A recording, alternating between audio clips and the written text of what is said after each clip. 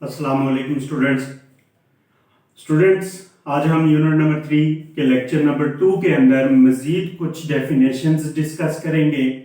इससे previous lecture में भी हमने बेसिक चंद एक डेफिनेशंस डिस्कस की थी। उसी प्रोसेस को कंटिन्यू करते हुए आज हम मजीद आगे कुछ डेफिनेशंस डिस्कस करेंगे ताकि आपके कंसेप्ट्स क्लियर हो सकें। फिर हम एक्सरसाइजेस की तरफ मूव करेंगे। आज की जो हमारी डेफिनेशंस हैं वो भी बेसिक हैं, वो भी 9th क्लास से रिलेटेड हैं। अगर आप लोगों ने 9th में अच्छे तरीके से ये लेक्चर वॉच किया हुआ है तो आप लोगों को क्लियर हो जाएगा। तो स्टार्ट करेंगे हम अपना काम। लेकिन ये जो डेफिनेशंस हैं ये आप लोगों के लिए फर्स्ट ईयर के लिए भी बेनिफिशियल हैं और 9th क्लास के लिए भी बेनिफिशियल हैं। तो आज जो हमारी डेफिनेशन है वो देखते हैं।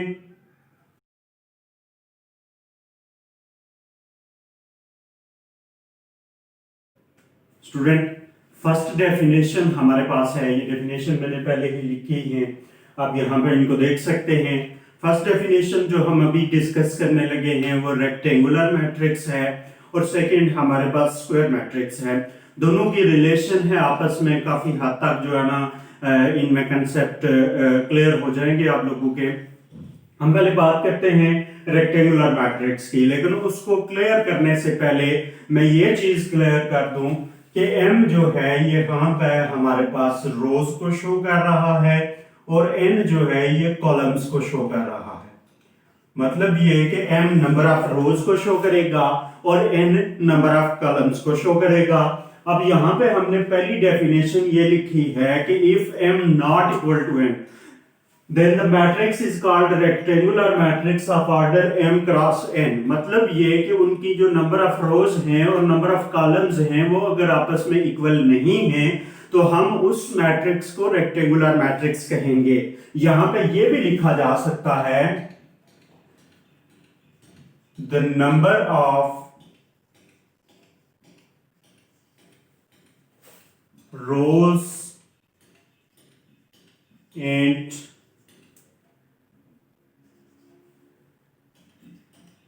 columns of matrix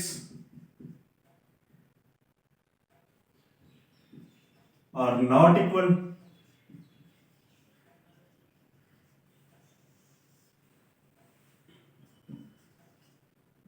then the matrix is rectangular। तब मैट्रिक्स हमारे पास रेक्टेंगुलर बन जाएगा जब उसकी नंबर ऑफ रोज और नंबर ऑफ कॉलम्स आपस में इक्वल नहीं होंगी। यहां पे हम एग्जांपल के तौर पे देख लेते हैं। फॉर एग्जांपल यहां पे मैं एक मैट्रिक्स लिखता हूं 1 3 4 5 0 6। इसमें आप चेक करेंगे कि नंबर ऑफ रोज जो हमारे पास बन रही हैं, यहां पे ये चेक करें कि नंबर ऑफ रोज हमारे पास 3 बन रही हैं और यहां पे अगर आप चेक करें तो नंबर ऑफ कॉलम्स जो हमारे पास बन रहे हैं वो हमारे पास 2 बन रहे हैं।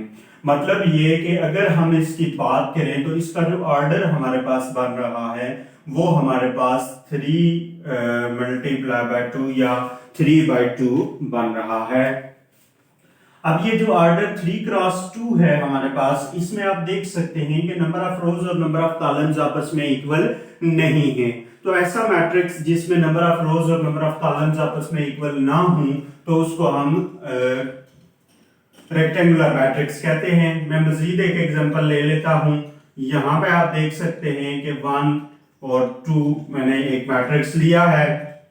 बेसिकली हमने जो प्रीवियस लेक्चर दिया था उसमें हमने ये जो मैट्रिक्स था इसको हमने कॉलम मैट्रिक्स का नाम दिया था कि मतलब एक ही कॉलम हो। लेकिन अगर हम इसको रेक्टेंगुलर मैट्रिक्स की डेफिनेशन में देखें तो ये रेक्टेंगुलर मैट्रिक्स भी बन रहा है। इसमें आप देख सकते हैं कि नंबर ऑफ रोज 2 हैं और नंबर ऑफ कॉलम 1 है। तो जो इसका ऑर्डर बनता है वो आपके सामने है। ऑर्डर इसका 2 क्रॉस 1 बन जाएगा, क्योंकि ऑर्डर का जो फार्मूला हमने डिस्कस किया था प्रीवियस लेक्चर में वो रोज बाय कॉलम्स था या रोज मल्टीप्लाई बाय कॉलम्स था। उसके मुताबिक इसका ऑर्डर 2/1 बन जाएगा।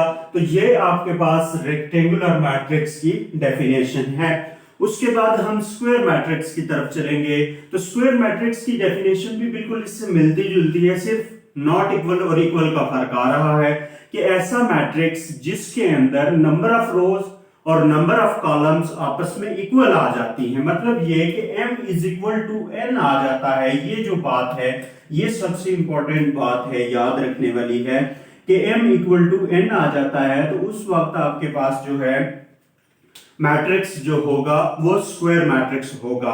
हम ये कह सकते हैं कि that is the matrix in which number of rows are equal to the number of columns, then the matrix is square। कि ऐसा मैट्रिक्स जिसके अंदर नंबर ऑफ रोज और नंबर ऑफ कॉलम्स जो है ना इक्वल आ जाए, एक ही जैसी उनकी तादाद आ जाए, तो उसको स्क्वायर मैट्रिक्स कहेंगे। जैसे मैं यहां पे एग्जांपल लिखूंगा, फॉर एग्जांपल ए में मैट्रिक्स लिख रहा हूं जो आपके पास में एक ही 1 लिख रहा हूं। अब इस मैट्रिक्स को अगर आप तवज्जो से देखेंगे तो इसका ऑर्डर आपको जो मिलेगा वो 1 क्रॉस 1 मिलेगा। एक ही रो है और एक ही कॉलम है। तो इसको हमने प्रीवियस लेक्चर में ये डेफिनेशन, ये एग्जांपल रो मैट्रिक्स में भी डिस्कस की थी, कॉलम मैट्रिक्स में भी डिस्कस की थी, लेकिन ये स्क्वायर मैट्रिक्स में भी आती है। हम अभी फुलफिलमेंट किसकी कर रहे हैं? हम स्क्वायर मैट्रिक्स की कर रहे हैं। तो हमने उसको देखना है कि नंबर ऑफ रोज और नंबर ऑफ कॉलम्स आपस में बराबर आ रहे हैं या नहीं। Another example b is equal to 1 2 3 4। ये आपके सामने एक दूसरी एग्जांपल है जिसमें आप ऑर्डर इसका अगर चेक करें तो इसका ऑर्डर भी आपके सामने 2 by 2 बन रहा है। मतलब नंबर ऑफ रोज और नंबर ऑफ कॉलम्स आपस में इक्वल आ रहे हैं। तो स्टूडेंट फाइनली हमने इन दो डेफिनेशन से ये डिसाइड किया कि ऐसा मैट्रिक्स जिसकी नंबर ऑफ रोज इक्वल नहीं है वो रेक्टेंगुलर मैट्रिक्स, नंबर ऑफ रोज और नंबर ऑफ कॉलम्स इक्वल नहीं है तो वो रेक्टेंगुलर मैट्रिक्स है। और ऐसा मैट्रिक्स जिसकी नंबर ऑफ रोज और नंबर ऑफ कॉलम्स इक्वल हैं वो स्क्वायर मैट्रिक्स है। और उनकी एग्जांपल्स आपके सामने है, आप इसको देख लें। अगर कहीं पर कोई भी क्लैरिफिकेशन में प्रॉब्लम आ रही है तो आप लोग कमेंट जरूर किया करें। और अगर आप लोगों को ये चीजें समझ आती हैं तो इसको लाइक और शेयर लाजमी किया करें ताकि किसी और तक भी पहुंच सके।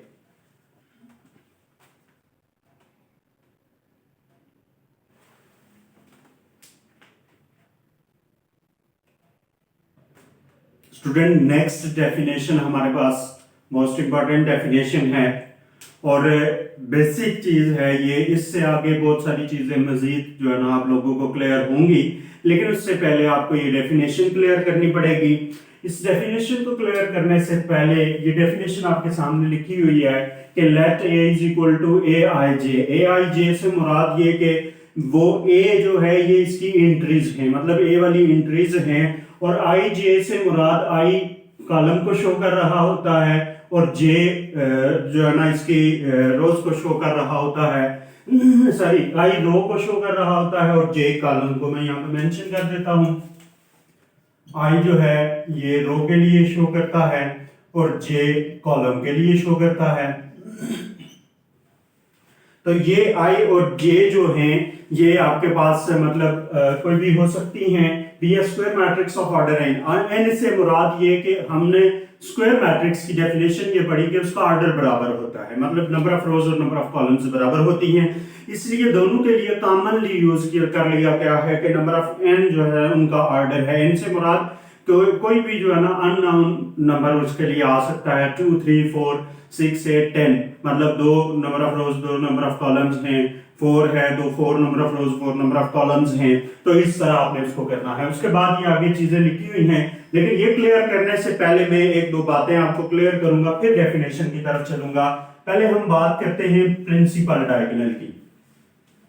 ये आपके सामने प्रिंसिपल डायगोनल लिखा हुआ है, पहले हम इसकी बात करते हैं। तो मैं यहां पे ए मैट्रिक्स ले लेता हूं। ए मैट्रिक्स हमारे पास बनेगा, मैं यहां पे ए मैट्रिक्स एक लेता हूं, A11, A12, A13, A14, A15, sorry A21, A22, A23, A31, A33, A32 और A33। स्टूडेंट ये हमने स्क्वायर मैट्रिक्स लिया है। अगर इसका आप ऑर्डर चेक करें तो ऑर्डर ऑफ ए जो है वो आपके पास 3/3 बन रहा है। 3 रोज हैं और तीनों कॉलम्स हैं। सबसे पहली बात हम करते हैं कि हमारे पास ये प्रिंसिपल डायगोनल क्या होता है। तो स्टूडेंट ये चीज आपको याद रखना बहुत जरूरी है कि प्रिंसिपल डायगोनल क्या है। ऐसा डायगोनल जिसके अंदर i और j आपस में इक्वल होते हैं। मैंने ये बात बोली है कि i नंबर ऑफ रोज है और j नंबर ऑफ कॉलम्स हैं। तो ऐसा मैट्रिक्स जिसमें i और j आपस में इक्वल होते हैं, वो तमाम एंट्रीज जिनमें i और j की वैल्यू बिल्कुल सेम आ रही है, उन एंट्रीज को प्रिंसिपल डायगोनल में शामिल किया जाता है। और उन एंट्रीज की मदद से जो लाइन बनती है, उस लाइन की मदद से जो डायगोनल बनता है, उसको प्रिंसिपल डायगोनल कहा जाता है। अब डायगोनल की पहले बात करते हैं कि डायगोनल होता क्या है। स्टूडेंट ये अगर हमारे पास एक रेक्टेंगुलर शेप है तो इसके दो अपोजिट कॉर्नर्स को इस तरह जो लाइन मैच करती है, ये यहां से यहां तक, मैं इसकी डेफिनेशन की तरफ नहीं जा रहा, मैं सिर्फ आपको कंसेप्ट दे रहा हूं। यहां से यहां तक ये जो एक कॉर्नर को दूसरे अपोजिट कॉर्नर के साथ, मतलब इस टॉप वाले कॉर्नर से आप शुरू करेंगे और इस कॉर्नर के साथ जो एक लाइन मैच करेगी स्ट्रेट लाइन, उसको डायगोनल का नाम दिया जाएगा। और किसी भी रेक्टेंगुलर या स्क्वायर शेप जो होती है उसके दो डायगोनल्स आपके पास बनते हैं। अब हम बात कर रहे हैं मैट्रिसेस की। तो मैट्रिक्स की डेफिनेशन में हमने यही बात कही थी कि रेक्टेंगुलर अरे, लेकिन यहां पे हम स्क्वायर मैट्रिक्स की बात कर रहे हैं। तो ऐसा स्क्वायर मैट्रिक्स जिसकी एंट्रीज में i और j की वैल्यू आपस में बराबर हो, वो वाली तमाम एंट्रीज प्रिंसिपल डायगोनल में है। तो अब यहां पे अगर आप देखें तो एंट्रीज क्या है, ये देखें, ये 1 1 बराबर है, ये 2 2 बराबर है, ये 3 3 बराबर है। इन तीनों को छोड़ के इसके अलावा आपको कोई भी एंट्री नजर नहीं आएगी जो आपस में बराबर होगी। तो हम इन तीनों एंट्रीज को अगर मैं ऐसे लूं तो ये जो तीनों एंट्रीज की लाइन बन रही है, ऐसे लाइन को, इसको आप ऐसे लाइन लगा के मैच कर सकते हैं। तो ये जो बन रही है इसको हम प्रिंसिपल डायगोनल का नाम देंगे। ये आपके सामने प्रिंसिपल डायगोनल है। ये आपके पास प्रिंसिपल डायगोनल आ जाएगा। उसके बाद हम बात करेंगे सेकेंडरी डायगोनल की। तो सेकेंडरी डायगोनल जो है वो आपके पास ये जो लास्ट वाली इसकी एंट्री होती है, मतलब जितने भी नंबर ऑफ कॉलम्स रोज होंगी या जितने भी नंबर ऑफ कॉलम्स होंगे, तो आप फर्स्ट रो के लास्ट कॉलम से स्टार्ट करेंगे और नीचे आते जाएंगे और एक एक उसमें डिक्रीज करते जाएंगे, एक एक उसमें कम करते जाएंगे। ये थर्ड कॉलम था तो यहां सेकंड कॉलम की एंट्री लेंगे, इधर थर्ड फर्स्ट कॉलम की लेंगे। इसी तरह अगर हमारे पास 4 या 5 या 6 कॉलम्स आ जाते हैं तो हम 6 से स्टार्ट करेंगे, नीचे आएंगे तो उसकी 5 वाली एंट्री लेंगे, उससे नीचे आएंगे तो उसकी 4 वाली एंट्री लेंगे। मतलब ये कि जो हमारे पास उसका होगा उसकी रिवर्स वाली एंट्री। अब मैं यहां पर इसको अगर शो करूं इस तरह, तो यहां से हम शुरू करेंगे तो ये हमारे पास जो एंट्रीज आ रही हैं, ये वाली जो एंट्रीज हैं आपके पास, ये इनको आप सेकेंडरी डायगोनल का नाम देंगे, क्योंकि ये जो है ना आपके पास इस तरह सेकंड टाइम शो हो रहे हैं। तो ये आपके पास सेकेंडरी डायगोनल के तौर पे आ गए हैं। लेकिन प्रिंसिपल डायगोनल के लिए आपने ये बात याद रखनी है कि जिसमें नंबर ऑफ रोज और जिसमें रोज और कॉलम्स की नंबरिंग आपस में बराबर हो, आई और जे आपस में बराबर हों, तो उसको। अब ये सेकेंडरी और प्रिंसिपल डायगोनल मैंने आपके सामने शो कर दिया है। अब यहां पे चलते हैं इसकी तरफ, ए आई जे। मैंने अभी बात बोली थी कि आई और जे जो हैं वो हमारे पास जो है ना नंबर्स को शो करते हैं। आई और जे हमारे पास, ये समझ लें कि आपके पास ये नेचुरल नंबर की वैल्यूज को शो करते हैं। 1 से स्टार्ट होते हैं, नेगेटिव भी नहीं होते हैं और जीरो को भी नहीं कहा जा सकता कि जीरो है, क्योंकि कोई भी मैट्रिक्स है तो उसमें नंबर ऑफ रोज या नंबर ऑफ कॉलम्स जरूर होंगी, तब जाके वो मैट्रिक्स बनेगा, चाहे वो एक हो या दो हो। अब यहाँ पे आई और जे, यहाँ पे देखें आई और जे है तो यहाँ पे भी दो दो वैल्यूज हमने लिखी हुई है। यहाँ पे आई है तो आई मैंने कहा था नंबर ऑफ रो को शो करेगा। अब यहाँ पे फर्स्ट रो है तो 1 1 सब में लिखा हुआ है। यहाँ पे सेकंड रो है तो सब में 2 2 लिखा हुआ है। यहाँ पे थर्ड रो है तो सब में 3 3 लिखा हुआ है। अगर हम जे की बात करें तो ये फर्स्ट कॉलम है तो सब में 1 1, सेकंड वाली एंट्री आप देखें सब में 1 1 है। इधर देखेंगे तो सेकंड कॉलम है तो सब में सेकंड वाली एंट्री 2 2 है। इधर थर्ड कॉलम है तो सब में सेकंड वाली एंट्री 3 3 आ रही है। तो ये आई जे से मुराद आपके पास इस तरह का मैट्रिक्स होता है। उसके बाद हम बात करते हैं कि ऑर्डर एन की।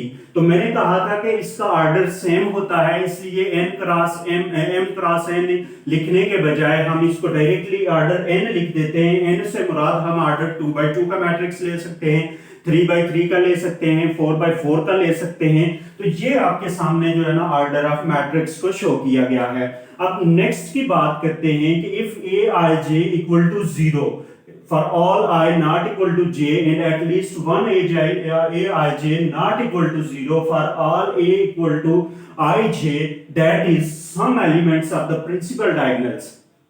इसमें यह बात बताई गई है कि अगर आपके पास ये जो एंट्रीज हैं ए आई जे वाली, ये 0 के बराबर हो जाएं और आई जे जो है वो आपस में बराबर ना हो, मतलब ये कि रो और कॉलम आपस में सेम नहीं है, इसको छोड़ के, ये जो प्रिंसिपल डायगोनल है इसको छोड़ के बाकी तमाम एंट्रीज 0 होनी चाहिए। सिंपली मैं जो बात बता रहा हूं, तो मतलब ये कि मैं यहां पे बी वाला मैट्रिक्स ले रहा हूं तो ये इस एंट्री को छोड़ के बाकी मैं 0 लिख रहा हूं। 0 0 0, इधर भी 0, इधर भी 0 और इधर भी 0। इस एंट्री को मैंने छोड़ दिया है क्योंकि उन्होंने कहा है कि a I J equal to 0 for all a i not equal to j. तो यहां पे आई इक्वल टू जे वाली बात की गई थी जो प्रिंसिपल डायगोनल था, तो प्रिंसिपल डायगोनल वाली एंट्रीज को मैंने छोड़ दिया, बाकी तमाम एंट्रीज को 0 लिखना है। उसके बाद अगर A I J equal not equal to 0 है for I not I equal to J, that is some elements of the principal diagonal of A may be 0 but not all. अब हम बात करेंगे प्रिंसिपल डायगोनल की। बाकी मैंने entries लिख दी हैं, बाकी सारी एंट्रीज का 0 होना जरूरी है। डायगोनल मैट्रिक्स के लिए बाकी सारी एंट्रीज का 0 होना जरूरी है। अब हम बात करते हैं प्रिंसिपल डायगोनल की। तो प्रिंसिपल डायगोनल के अंदर सारी एंट्रीज 0 नहीं, कोई एक, कम से कम कोई एक एंट्री नॉन जीरो होना चाहिए। सारी भी नॉन जीरो हो सकती हैं और कोई एक नॉन जीरो होनी चाहिए, और उसके अलावा बाकी सारी बेशक 0 हो जाए, लेकिन जो प्रिंसिपल डायगोनल है उसके अंदर कोई एक एंट्री लाजमी नॉन जीरो होनी चाहिए, तब जाके वो आपकी डायगोनल मैट्रिक्स की डेफिनेशन को क्लियर करता है। अब मैं यहां पे लिखता हूं 1 2 3, ये मैंने प्रिंसिपल डायगोनल लिखा है, तो इसमें मैंने तमाम एंट्रीज नॉन जीरो शो की है। मैं एक मजीद लिख देता हूं, C इज इक्वल टू 1 0 0 0।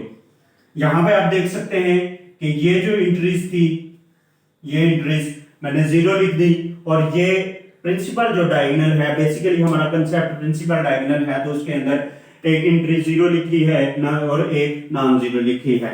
तो ये आपके सामने प्रिंसिपल डायगोनल मैट्रिक्स की डेफिनेशन है। मैं इसको थोड़ा सा आसान लफ्जों में आपके सामने बयान करता हूं कि ऐसा डायगोनल मैट्रिक्स जिसके अंदर प्रिंसिपल डायगोनल की at least one entry must be non zero, at least एक entry must be non zero होनी चाहिए, and other than non diagonal entries या other than diagonal entries must be zero. A diagonal matrix या a square matrix is said to be diagonal if its all entries are is equal to zero other than diagonal entries, and one diagonal entry must be non-zero. आप ये कह सकते हैं कि one diagonal entry जो है वो non zero होनी चाहिए और बाकियों के लिए कोई रिस्ट्रिक्शन नहीं है, वो जीरो है तो ठीक है, नहीं है तो तब भी ठीक है। ये बात आपने याद रखनी है स्टूडेंट। ये डायगोनल मैट्रिक्स आपके सामने है, ये डेफिनेशन आप एक लोग देख सकते हैं। अगर कोई प्रॉब्लम नजर आती है तो आप उसको पूछ सकते हैं। मैंने अपनी तरफ से पूरी कोशिश की है कि इसके बेसिक कंसेप्ट आपके सामने रखे जाएं, जो इसके अंदर मजीद चीजें कंफ्यूज करने वाली थी वो भी आपके सामने रखी हैं। उम्मीद करता हूं कि आपको बेहतर से समझ आई होगी।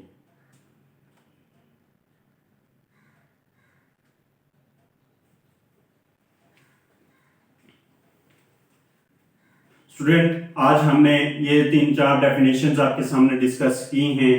उम्मीद करता हूं कि आपको इनकी चीजें समझ आई होंगी। अगर आपको कोई प्रॉब्लम नजर आती है तो आप मुझसे कांटेक्ट करें, इंशाल्लाह उसको क्लियर करूंगा, या कमेंट कर दें, जिस तरह भी मुमकिन है तो उसको क्लियर किया जाएगा। Thank you, Allah Hafiz.